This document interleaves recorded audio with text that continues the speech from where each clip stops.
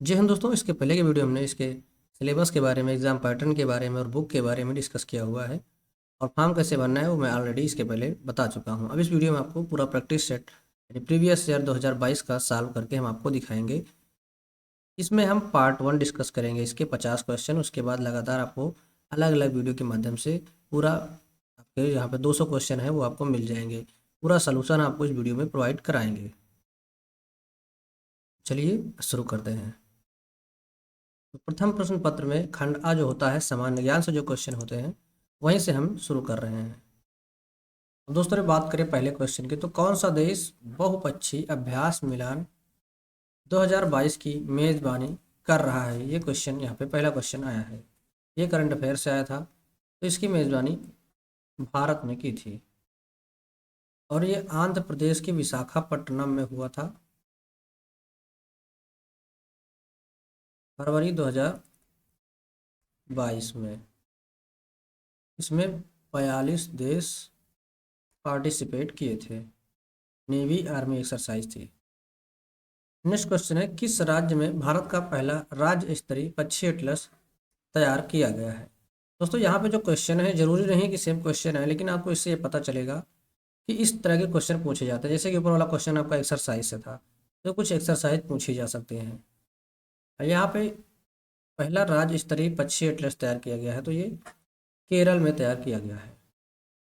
और next question है, भारत का पहला अमृत सरोवर किस शहर की ग्राम पंचायत में पूरा हो गया है? ये यहाँ पे क्वेश्चन है। इसका सही आंसर होगा उत्तर प्रदेश का रामपुर जिला है। यहाँ पे अमृत सरोवर कंप्लीट हो चुका है। नेक्स्ट है, तीसरे राष्ट्रीय जल पुरस्कारों में सर्वश्रेष्ठ राज्य श्रेणी के तहत किस राज्य ने शीर्ष स्थान प्राप्त किया है? जल पुरस्कार से संबंधित क्वेश्चन पूछा गया था, तो ये है उत्तर प्रदेश को यहाँ पे शीर्ष स्थान मिला हुआ है। और वहीं पे दूसरा है वो राजस्थान को मिला है और तीसरे नंबर को तमिलनाडु को मिला है। ये भी आपको ध्यान रखना है, हो सकता है इस बार क्वेश्चन पूछा जा सके। दोस्तों आगे बढ़ने से पहले एक पुस्तक के बारे में बताना चाहूँगा। ये पुस्तक चिच्छु पब्लिकेशन की है, जो कि यूपी बीएड एंट्रेंस एग्जाम के लिए बनाई गई है। एक कंप्लीट कला वर्ग के लिए बुक है, जो कि आपकी कंप्लीट स्टडी गाइड बुक है। इसमें आपको कंप्लीट सिलेबस मिल जाएगा। उसके साथ साथ आपको यहाँ पे 2700 प्लस आपके ऑब्जेक्टिव क्वेश्चन मिलेंगे। 2700 प्लस ऑब्जेक्टिव क्वेश्चन और 6 साल पेपर आपको यहाँ पे 2017 से 2022 तक दिया गया है। नवीन पाठ्यक्रम पे आधारित है, संपूर्ण थ्योरी बुक है। इसका प्रैक्टिस सेट है, पहले प्रैक्टिस सेट दिया गया है, उसके बाद डिटेल में इसको सॉल्व भी किया गया है। आप यहाँ पे देख पा रहे होंगे क्वेश्चन का सलूशन भी अच्छे से दिया गया है। मैथ, रीजनिंग, कोई भी सब्जेक्ट हो, डिटेल में यहाँ पे आपको सॉल्व मिल जाएगा। आप यहाँ पे देख पा रहे होंगे। अगर आप इस पुस्तक को लेना चाहते हैं तो आप अमेजन, फ्लिपकार्ट, स्नैपडील कहीं से भी ले सकते हैं। और दोस्तों अगर आप इसकी प्रैक्टिस करना चाहते हैं, प्रैक्टिस बुक लेना चाहते हैं, तो प्रैक्टिस बुक भी आप ले सकते हैं। यहाँ पे प्रैक्टिस बुक में आपको 15 प्रैक्टिस सेट है, 6 साल पेपर है, 3900 प्लस ऑब्जेक्टिव क्वेश्चन दिए गए हैं। इसका लिंक आपको डिस्क्रिप्शन बॉक्स में मिल जाएगा। तो चलिए शुरू करते हैं। नेक्स्ट क्वेश्चन पे चलते हैं। जावा को किस कंपनी ने विकसित किया है? जावा एक प्रोग्रामिंग लैंग्वेज है जिसको सन माइक्रोसिस्टम ने विकसित किया है। फिर है, न्यूनतम मेमोरी साइज की इकाई चुनिए। सबसे कम क्या होती है? केबी, एमबी, जीबी और टीबी। तो सबसे कम जो होती है वो केबी होती है। सबसे बड़ी यहाँ पे जो है वो टीबी है, क्योंकि एक टीबी जो होती है वो 1024 जीबी के बराबर होती है और एक जीबी जो होती है वो 1024 एमबी के बराबर होती है। और एक एमबी जो होती है वो 1024 केबी के बराबर होती है। यहाँ पे सारे 24 है। कंप्यूटर में कभी भी 1000 का प्रयोग नहीं होता, 1024 का ही यहाँ पे साइज में प्रयोग होता है। अब है नेक्स्ट, अनुपम क्या है? एक शोध संस्थान, एक सुपर कंप्यूटर, एक नवनिर्मित प्रक्षोपात्र, कंप्यूटर सॉफ्टवेयर। तो यह एक सुपर कंप्यूटर है और इसे भाभा एटॉमिक रिसर्च सेंटर के द्वारा तैयार किया गया है। फिर है, संगणकों के आईसी चिप्स प्रायः बने होते हैं। संगणक मतलब कंप्यूटर ही होता है, इसकी इंग्लिश कंप्यूटर इसको बोलते हैं। तो इसके आईसी चिप जो होते हैं वो सिलिकॉन के बने होते हैं। भारत के किस राज्य ने मलखम्ब को अपना राज्य खेल घोषित किया है? तो ये मध्य प्रदेश राज्य है जो कि मलखम्ब खेल को राज्य खेल घोषित किया है। मलखम्ब क्या होता है मैं आपको दिखा देता हूँ। दोस्तों ये एक खेल है, देख पा रहे होंगे आप, यहाँ पे कुछ लकड़ी के साथ ये दिखाया जाता है। यहाँ पे देखिए लकड़ी पे ये लगे हुए हैं, ये लकड़ी पे ये बैठा हुआ है। लकड़ी और रस्सी की सहायता से इस खेल को किया जाता है। चलिए नेक्स्ट क्वेश्चन पे चलते हैं। नेक्स्ट क्वेश्चन है, भारत के राष्ट्रीय गान के रचयिता हैं? तो ये तो सभी को पता ही होगा, रविंद्रनाथ टैगोर हैं राष्ट्रीय गान के, और बंकिम चंद्र चटर्जी ये हैं राष्ट्रीय गीत के। और दोस्तों संविधान के द्वारा इसे 24 जनवरी 1950 को स्वीकारा गया है राष्ट्रीय गान को। नेक्स्ट है, ऑल इंडिया रेडियो की स्थापना कब हुई थी? ऑल इंडिया रेडियो की स्थापना 1936 में हुई थी और 1957 में इसे आकाशवाणी के नाम से जाना जाने लगा। अफ्रीका के गांधी के नाम से कौन मशहूर है? तो अफ्रीका के गांधी के नाम से नेल्सन मंडेला मशहूर है। एक ऐसे व्यक्ति हैं जिनको भारत में नोबेल पुरस्कार दिया गया है। सॉरी दोस्तों, इन्हें 1990 में भारत रत्न दिया गया है, जो कि भारत में दिया जाता है। भारत रत्न से इन्हें नवाजा गया है 1990 में, और 1993 में इनको नोबेल पुरस्कार मिला है। नेक्स्ट क्वेश्चन है, लोकपाल नियुक्त करने वाला विश्व का प्रथम देश कौन सा है? तो ये है स्वीडन। लोकपाल क्या होते हैं? ये जो सरकारी अधिकारी होते हैं उन पर लगे भ्रष्टाचार के आरोपों की जांच करते हैं। केंद्र में लोकपाल होते हैं और राज्य में लोकायुक्त होते हैं। अगर हम बात करें यहाँ पे वर्तमान में लोकपाल कौन है, तो ये है पी.सी. घोष, जिनको पिनाकी चंद्र घोष बोला जाता है। ये पी.सी. घोष है शॉर्ट फॉर्म। नेक्स्ट है, एजरा कप का संबंध किस खेल से है? तो एजरा कप का संबंध पोलो से है। मैं आपको एजरा कप दिखा देता हूँ। दोस्तों ये है पोलो गेम, जो कि यहाँ पे घोड़े पे चढ़ के खेला जाता है और गेंद को स्टिक से मारा जाता है। यही है पोलो। नेक्स्ट क्वेश्चन है, मिजोरम की राजधानी कहाँ है? तो क्वेश्चन आप देख पा रहे होंगे, स्पोर्ट्स से भी पूछा जा रहा है, राजधानी से भी पूछा जा रहा है। मिजोरम की राजधानी है आइजोल। कोहिमा ये है नागालैंड की राजधानी, और ईटानगर ये है अरुणाचल प्रदेश की। आइजोल मिजोरम की है। भारत में मीठे पानी की सबसे बड़ी झील कौन सी है? चिल्का झील, वुलर झील, लोकटक झील और सामर झील। दोस्तों मीठे पानी की सबसे बड़ी झील है वो है वुलर झील, जो कि जम्मू कश्मीर में स्थित है। चिल्का ये है लैगून या तटीय झील, लैगून झील के नाम से इसको जानते हैं, ये उड़ीसा में है। लोकटक ये पानी पर तैरती हुई झील है जो कि कर्नाटक में है, और ये है खारे पानी की झील। दोस्तों ज्ञानपीठ पुरस्कार ये साहित्य के क्षेत्र में दिया जाता है। ये 22 भाषाओं में इसको दिया जाता है, और सबसे पहले इसको जी.एस. कुरूप को मिला था, जो कि मलयालम भाषा के कवि थे। नेक्स्ट क्वेश्चन है, सलीम अली थे तो ये एक विख्यात पक्षी विज्ञानी थे जिन्हें बर्ड मैन के नाम से जाना जाता है। बर्ड मैन ऑफ इंडिया, जो कि पक्षियों के संरक्षण के लिए फेमस थे। नेक्स्ट क्वेश्चन है, नोबेल पुरस्कार प्रतिवर्ष कहाँ बांटे जाते हैं? तो नोबेल पुरस्कार प्रतिवर्ष स्टॉकहोम में बांटे जाते हैं, जबकि जो शांति का नोबेल है वो नॉर्वे में मिल पड़ता है, नॉर्वे की राजधानी ओस्लो। नेक्स्ट क्वेश्चन है, ढींग एक्सप्रेस के नाम से किस भारतीय खिलाड़ी को जाना जाता है? ढींग एक्सप्रेस के नाम से हिमा दास को जाना जाता है। द्युति चंद्र ये भी रेस के खिलाड़ी हैं। मनु भाकर ये शूटिंग से संबंधित हैं। और दिव्या काकरान ये रेसलर हैं। और अगर पूछे उड़न परी किसे बोला जाता है, तो ये है पीटी ऊषा, इनको उड़न परी नाम से बोला जाता है। नेक्स्ट है पद्मश्री सुदर्शन पटनायक किस लिए विख्यात है, तो ये है बालू का कलाकार यानी सैंड आर्टिस्ट है। ये बालू में चित्र बनाते हैं, इस वजह से इनको पद्मश्री पुरस्कार दिया गया है। और दोस्तों ये पुरस्कार इनको 2014 में दिया गया था। नेक्स्ट क्वेश्चन, निम्नलिखित में से कौन सा विश्व का सबसे बड़ा मरुस्थल है। दोस्तों सहारा मरुस्थल जो है ये विश्व का सबसे बड़ा मरुस्थल है। अगर भारत का पूछे तो भारत में थार का मरुस्थल है जो सबसे बड़ा मरुस्थल है, और ये दक्षिण अफ्रीका का है।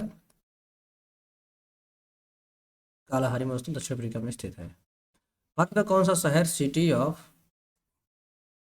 पैलेसेस के नाम से जाना जाता है, यानी ऐसे कौन सा शहर है इसमें बहुत से महल हैं। तो मैसूर को सिटी ऑफ पैलेसेस कहा जाता है, जो कि कर्नाटक में स्थित है। भारत में हरित क्रांति के जनक माने जाने वाले नॉर्मन बोरलॉग कहाँ के निवासी थे, ये आपको बताना है। ऑस्ट्रेलिया, न्यूजीलैंड, यूएसए और मैक्सिको। तो दोस्तों नॉर्मन बोरलॉग जो ये अमेरिका के नागरिक थे, और इनको 1970 में नोबेल पुरस्कार दिया गया था, जो कि शांति के क्षेत्र में दिया गया था। इससे क्वेश्चन पूछा जाता है, क्योंकि ये कृषि संबंधित है, तो ऑप्शन में दे देता है कृषि या फिर और कोई ऑप्शन में दे देता है। ज़्यादातर लोग शांति नहीं समझते हैं तो वो गलत कर देते हैं। नेक्स्ट क्वेश्चन है कि भारत की सबसे लंबी तट रेखा वाला राज्य निम्नलिखित में से कौन सा है, तो इसका जो सही आंसर होगा वो गुजरात होगा, ये नंबर 1 पे है। और यहाँ पे आंध्र प्रदेश दूसरे नंबर पे। सबसे छोटे की बात करें, सबसे कम जो है वो गोवा है। और अगर पूछे कितने राज्य तट रेखा साझा करते हैं, तो 9 राज्य हैं।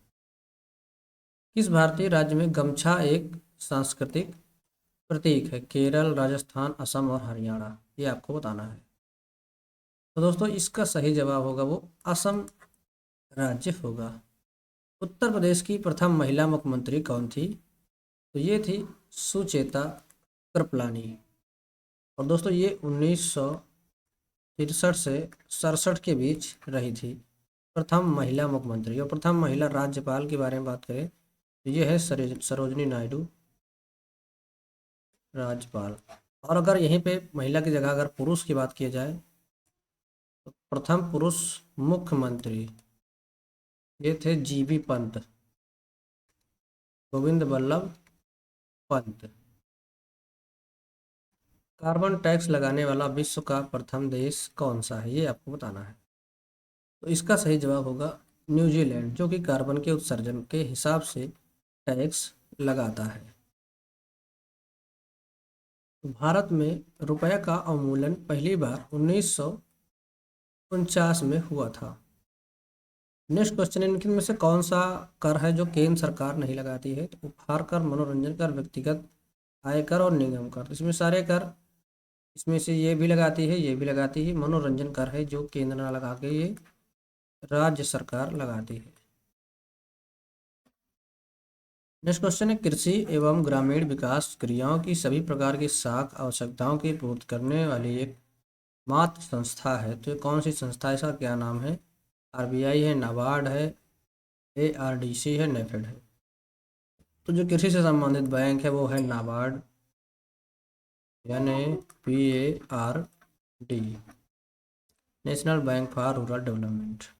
इसका पूरा नाम नेशनल बैंक फॉर एग्रीकल्चर है एंड रूरल डेवलपमेंट। एग्रीकल्चर यहाँ पे आपको ध्यान देना है, एग्रीकल्चर एंड रूरल डेवलपमेंट, कृषि और ग्रामीण विकास बैंक है। इसकी शुरुआत हुई थी 1982 में। नेक्स्ट क्वेश्चन है, गरीबी हटाओ का आह्वान किस पंचवर्षीय योजना में सम्मिलित किया गया है, तो ये 5वीं पंचवर्षीय योजना में सम्मिलित किया गया था। नेक्स्ट क्वेश्चन है, भारत में किसकी स्वीकृति के बिना कोई भी सरकारी खर्च नहीं किया जा सकता है? तो ये है संसद, बिना संसद की स्वीकृति से कोई भी सरकारी खर्च नहीं किया जा सकता है। भारतीय संविधान के अनुच्छेद 1 में यह घोषणा की गई है कि इंडिया अर्थात भारत है। भारत क्या है? राज्यों का संघ है, एकात्मक विशिष्टताओं वाला संघीय राज्य है, संघीय विशिष्टताओं वाला संघीय राज्य है और संघीय राज्य है। इसका जो सही आंसर होगा वो एक होगा, राज्य का संघ होगा।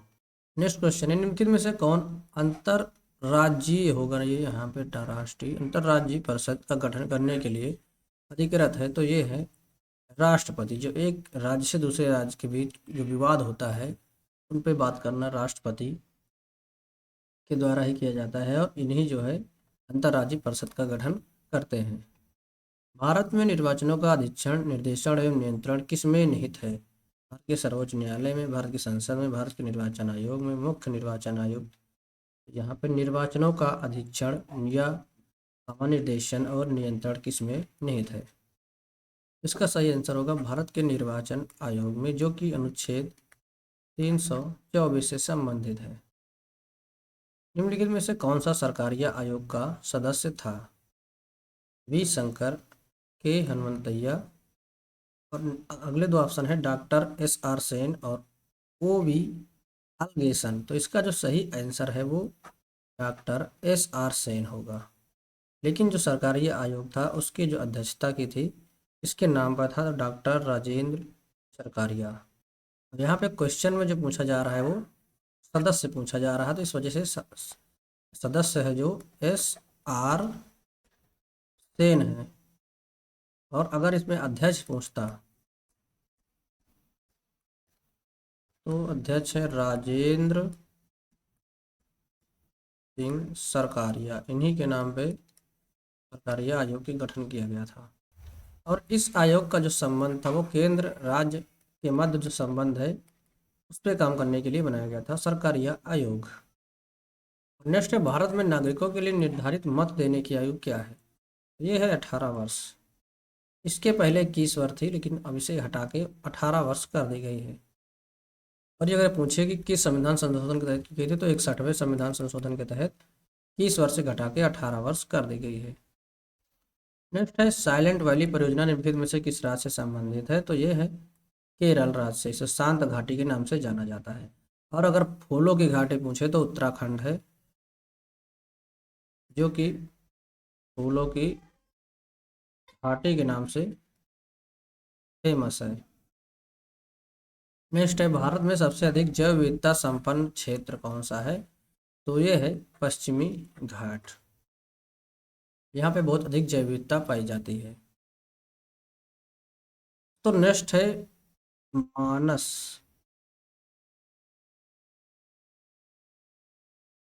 यह है मानस राष्ट्रीय उद्यान नेशनल पार्क कहाँ पे स्थित है? तो ये असम में है, असम के काजीरंगा। और यहीं पे काजीरंगा है, काजीरंगा, जो कि एक सींग वाले गैंडे के लिए फेमस है। गैंडे के लिए असम में ही है। भारतीय वनस्पतिक सर्वेक्षण बोटेनिकल सर्वे ऑफ इंडिया का मुख्यालय कहाँ है? तो ये कोलकाता में स्थित है।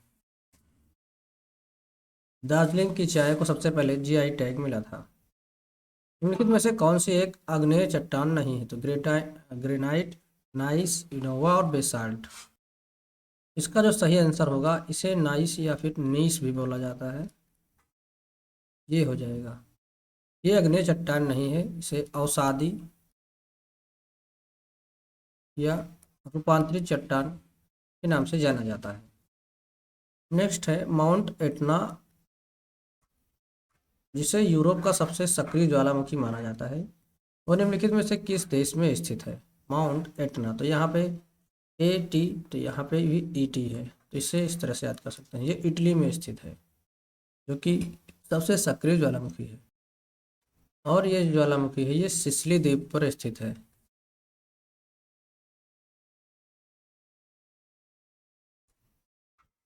और इसका नाम यूनेस्को की विश्व धरोहर स्थल में शामिल है। यूनेस्को में माउंट एटना शामिल है। नेक्स्ट है किस आंदोलन को हिंदुओं और मुसलमानों दोनों का समर्थन मिला था? तो ये था असहयोग आंदोलन, जो कि 1920 में इसको शुरुआत की गई थी। वहीं पे चंपारण आंदोलन ये है 1917, और भारत छोड़ो आंदोलन 8 अगस्त 1942 में शुरू किया गया था। जलियांवाला बाग हत्याकांड के लिए जिम्मेदार ओ डायर को निम्नलिखित में से किसने मार डाला? जलियांवाला बाग का जो बदला लिया था वो उधम सिंह ने लिया था। और जलियांवाला बाग हत्याकांड है ये कब हुआ था? तो 13 अप्रैल 1919। और नेक्स्ट है पाल वंश का संस्थापक कौन था जिसे बंगाल की आम जनता ने अराजकता से मुक्त दिलाने के लिए चुना था? तो पाल वंश का संस्थापक गोपाल को माना जाता है।